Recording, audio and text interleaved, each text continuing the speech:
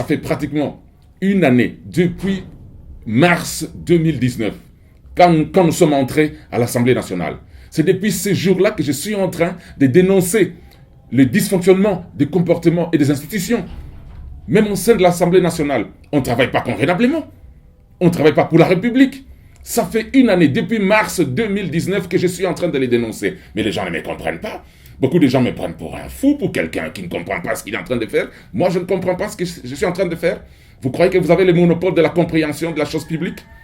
Attendez, depuis une année, nous sommes en train de nous disputer entre institutions, entre familles politiques. Nous n'avons assisté à aucun débat profond sur l'état de la nation et sur ce qu'on réserve, sur le changement de la vie de la communauté, sur le changement de la vie de la nation, sur le changement de la vie, l'amélioration de la qualité de vie des populations congolaises. Alors, nous sommes en train de faire quoi à l'Assemblée nationale? Et moi, j'ai proposé tout simplement les 4 grandes interventions que j'ai faites pendant une année que j'étais à l'Assemblée nationale, toutes concernaient l'amélioration de la qualité de vie des populations congolaises. Mais regardez, les gens se disputent les ministères, les gens se disputent les entreprises publiques, et ce qui m'a ilcéré, c'est de constater qu'on ne donne aucune chance à la jeunesse intellectuelle, à la jeunesse qui est en train de former l'élite actuelle. On ne donne aucune chance, on nomme les mandataires des entreprises, les dirigeants des entreprises et des grandes institutions publiques.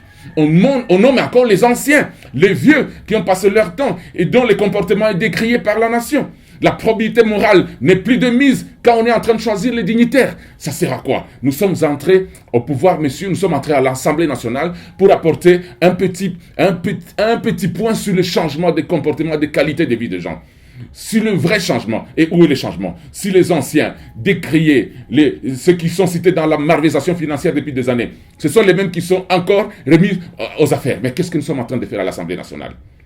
C'est pour cela que moi, tout simplement, le 15 décembre 2019, lorsque nous avons fini la session de septembre, j'ai tout simplement dit, mon constat à moi est que l'avenir de la République ne dépendra plus, ne pourra plus compter sur cette Assemblée nationale. La configuration politique actuelle, la configuration de l'Assemblée nationale, la configuration du Sénat ne pense pas à l'avenir du peuple, n'est pas en faveur du peuple. D'où on pourra dissoudre l'Assemblée nationale. C'est tout simplement, pour moi, un début de solution sur l'avenir de la République. Sinon, on ne sert à rien. Et les gens m'ont dit, mais est-ce que tu ne veux pas de l'emploi? Moi, je suis allé à l'Assemblée nationale pour chercher de l'emploi. Nous sommes allés à l'Assemblée nationale pour chercher de l'emploi. Non, nous sommes allés à l'Assemblée nationale pour que nous apportions notre part au changement de la situation des Congolais, des centaines de millions de Congolais qui sont en train de souffrir. Mais qu'est-ce qui se passe? Qu'est-ce qui se passe? Et maintenant, quel est votre avis par rapport aux $2000 d'ajout aux émoluments des députés nationaux? Et c'est ce qui a fait ok, d'accord. Ça a fait déborder le vase. Ok. C'est vrai que les députés, notre mandature à nous, c'est vrai que nous ne sommes pas bien traités par rapport, si nous comparons à ce que les autres recevaient avant. On nous paye 6 millions de francs congolais au taux actuel. Et vous connaissez le taux actuel, nous sommes en 2020, nous sommes aujourd'hui en juin 2020. Quel est le taux? Mais nous recevons 6 millions de francs. Convertissez ça en dollars, c'est combien aujourd'hui? Ok, est-ce qu'on peut vivre de ça? Plus quelques primes qui arrivent à compte-gouttes et sporadiquement, sans savoir. On ne nous paye pas fixe, hein? On nous paye par tranche. Hein? Les 6 millions de francs viennent par tranche, hein? Attention. Mais ce n'est pas ça mon problème. Mon problème à moi, c'est quoi? Est-ce que vraiment, c'est le moment, est-ce que c'est acceptable que les élus du peuple, les députés, commencent à réclamer leurs avantages tout le temps avant que la République ne résolve les millions de problèmes des fonctionnaires de l'État, des enseignants, des policiers, des militaires, des médecins et d'autres personnes qui aident l'État à fonctionner? Est-ce que c'est le moment? Nous devons tous apprendre à faire le sacrifice collectif, messieurs. Nous devons apprendre à faire le sacrifice collectif. Et les députés, et les ministres, et le chef de l'État, et les sénateurs, et les grands fonctionnaires, nous devons tous apprendre à faire le sacrifice. Discutons au même moment, sur un même paquet, sur la même table, de toute la situation du pays, la situation générale du pays. Pas seulement parler des avantages des députés. Est-ce que nous sommes allés à l'Assemblée pour réclamer nos avantages? Est-ce que nous sommes allés à l'Assemblée pour parler de notre traitement? Nous sommes allés à l'Assemblée nationale pour parler du peuple, pour parler de la République. Mais si on ne peut pas parler de la République, qu'est-ce que nous faisons là-bas? qu'on dissolve tout simplement l'Assemblée nationale et qu'on repense aux autres institutions de la République. Les jeunes qui sont en train d'étudier, qui sont en train de finir, qui ont souffert pour avoir leur diplôme, qui ont des compétences avérées, pourquoi on ne les met pas au poste qu'il faut?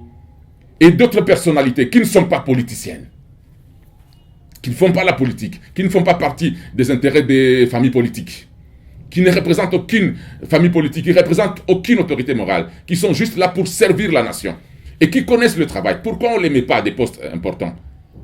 Les mandataires des entreprises, les gestionnaires des entreprises publiques doivent venir d'ailleurs, messieurs.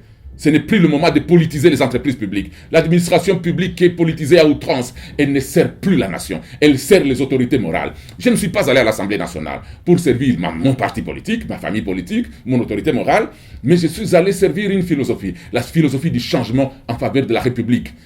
Tous les régimes qui sont passés en RDC, tous les régimes sont en défaveur du peuple. Quel est l'avenir du pays maintenant? Nos parents ont subi ça. Nos grands frères ont subi ça. Nous sommes en train de subir ça. Nous allons encore faire subir ça à nos enfants? Nous devons être conscients, messieurs.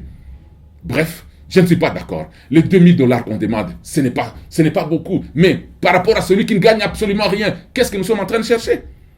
Discutons de l'état de la situation, de l'état du social de la République sur la même table, pour tout le monde. Pas pour les députés seulement, pas pour les institutions. Parce que les institutions ont assez bouffé et les institutions sont en train de tirer la couverture de leur côté. Mais où sont les restes des Congolais? Je ne suis pas d'accord. Et je crois que nous devons nous battre. Une nouvelle génération qui ne sert plus les autorités morales, qui sert plutôt la République, qui sert la nation, qui sert le peuple. Les autorités morales ont leurs intérêts. Quand ils servent la nation, on les accompagne. Quand ils veulent se servir, on les quitte. C'est comme ça.